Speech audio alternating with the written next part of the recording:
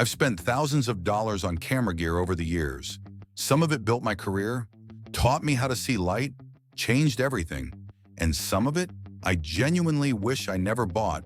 If you're a beginner watching this right now, you're probably excited, maybe even overwhelmed by all the choices out there. And I'm telling you straight up, I made mistakes so you don't have to.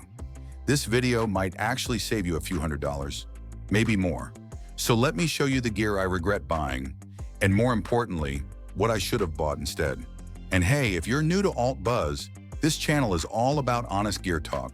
No hype, no brand worship, just real experience. So go ahead and subscribe if that sounds like your kind of thing.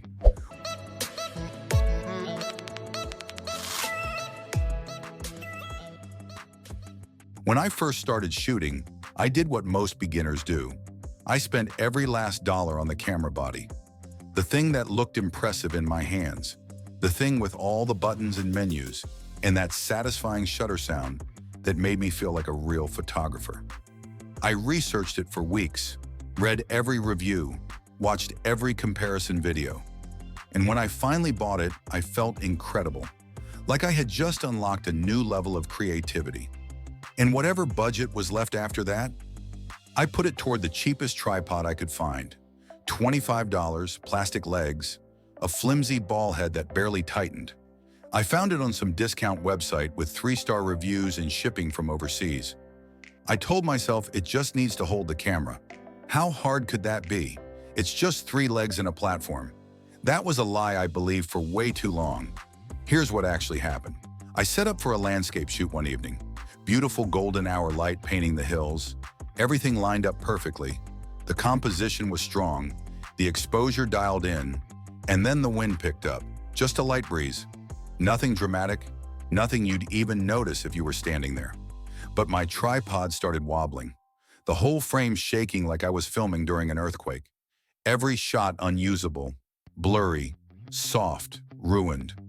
I tried to stabilize it, pushed it down into the dirt, added my camera bag as weight, adjusted the legs a dozen different ways.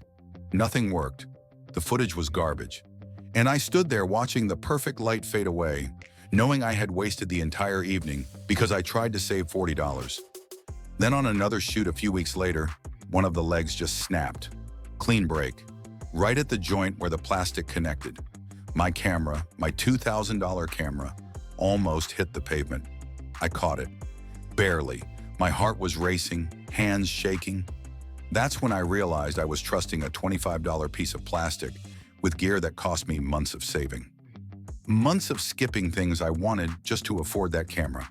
And I almost lost it because of a tripod. The lesson here isn't complicated, but it's crucial. Support gear isn't exciting. Nobody watches YouTube videos about tripods or monopods or audio gear. It doesn't get clicks. It doesn't spark debates in the comments. But it's the foundation of everything you do. You don't need the most expensive option on the market. You don't need carbon fiber or military-grade aluminum. But you absolutely cannot go cheap. A solid tripod will outlast 3 camera bodies. It'll save your gear from disaster. It'll make your shots sharper, your videos smoother, your confidence higher. Buy nice or buy twice? That's not just a saying. It's the truth written in expensive lessons. And honestly, this was just the beginning of my bad decisions. Then I bought a lens that promised everything. 18 to 300 millimeters, one lens, no switching, no carrying a heavy bag full of glass, no worrying about missing a shot because I had the wrong focal length attached. I thought I had cracked the system. Finally, a smart purchase, a travel lens, an all-in-one solution. The kind of thing that gets 5-star reviews and excited Reddit threads with people calling it the only lens you'll ever need. So I bought it, waited impatiently for it to arrive, unboxed it like it was Christmas morning, mounted it on my camera and felt like I had just upgraded my entire kit. Used it for months, took it everywhere, and my photos looked fine. Technically acceptable, but also lifeless. No depth, no magic, no soul. The colors felt flat and dull. The sharpness wasn't there, not in the way I had imagined. And the background blur, the bokeh everyone talks about and obsesses over, it was muddy and distracting instead of creamy and beautiful. I started wondering why my phone sometimes looked better. Why photos I took casually with my smartphone had more punch, more emotion.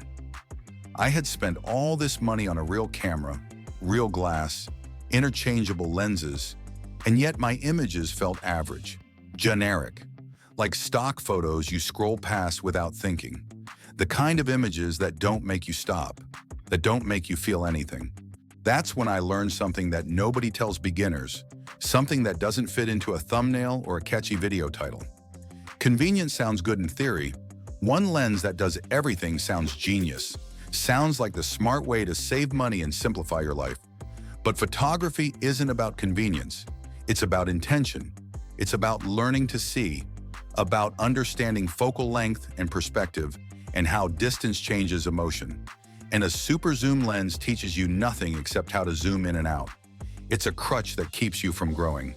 A 50mm prime lens costs less, way less, sometimes half the price, but it forces you to move, to think, to compose with your feet. It's sharper, it's faster, wider aperture, better in low light. The images have life in them, dimension, character. One good prime lens will teach you more than 5 average zooms ever will. I wish someone had told me that before I wasted $300 on glass. I eventually sold for half the price on some forum marketplace. But somehow, even after that painful lesson, I still thought the solution was buying more expensive gear. I convinced myself I needed an 8K camera because, you know, the future. Everyone online was talking about resolution, about 10-bit color depth, about being ready for whatever comes next in this industry. And I didn't want to be left behind. Didn't want to buy something that would be obsolete in 2 years. So I upgraded, spent way more than I should have, way more than my work justified, and for a few days I felt like a professional, like I had finally made it, like I was serious about this craft, until I actually tried to use it. My laptop sounded like it was about to take off, the fan screaming at full speed, the timeline lagging every time I scrubbed through footage, playback stuttering, rendering taking hours for a simple 10-minute edit. My storage filled up instantly. A single day of shooting would eat up 200 gigabytes, sometimes more. I was buying external hard drives every month. My whole workflow became about managing files instead of creating. And here's the thing that really hurt. I wasn't even posting in 4K.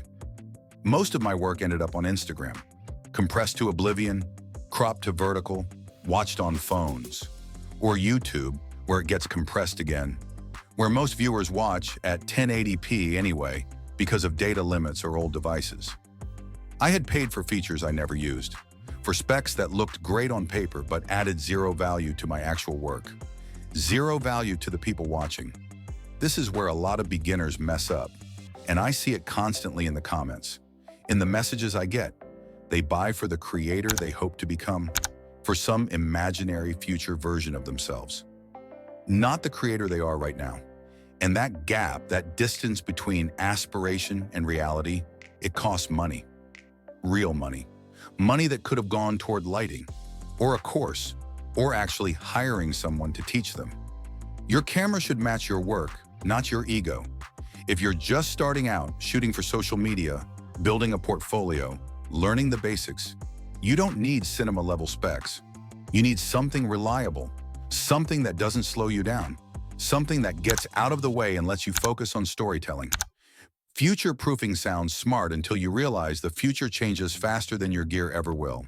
And speaking of which, if this video is helping you avoid these mistakes, consider subscribing to Alt Buzz.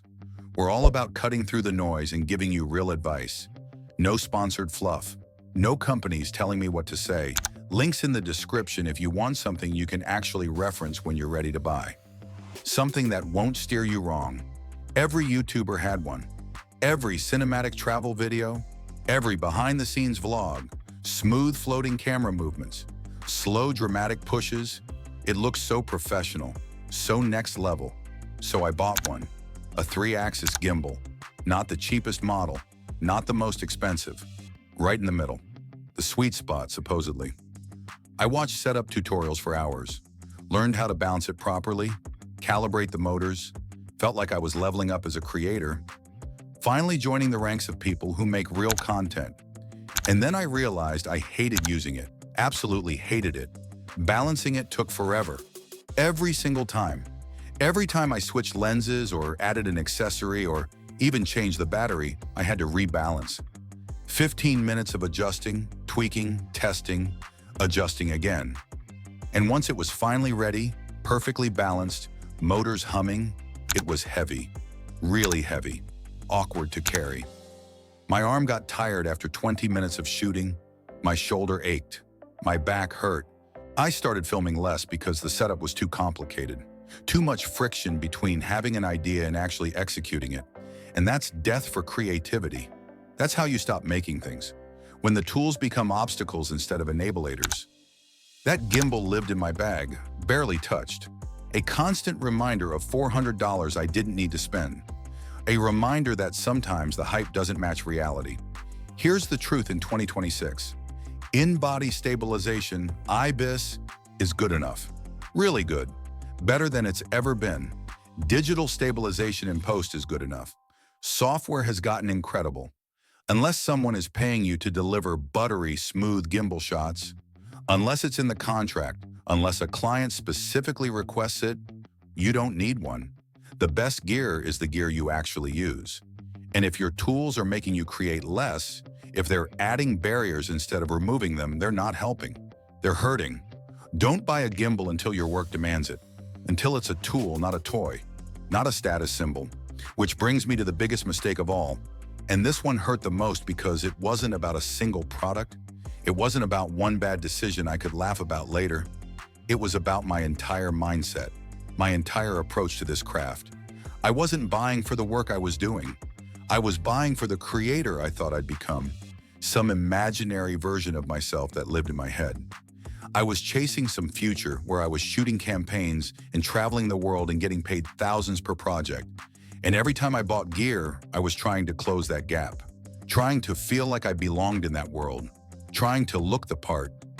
But the pressure almost made me quit, because no matter how much I spent, no matter how professional my kit looked, I still felt like I wasn't enough, like I was faking it.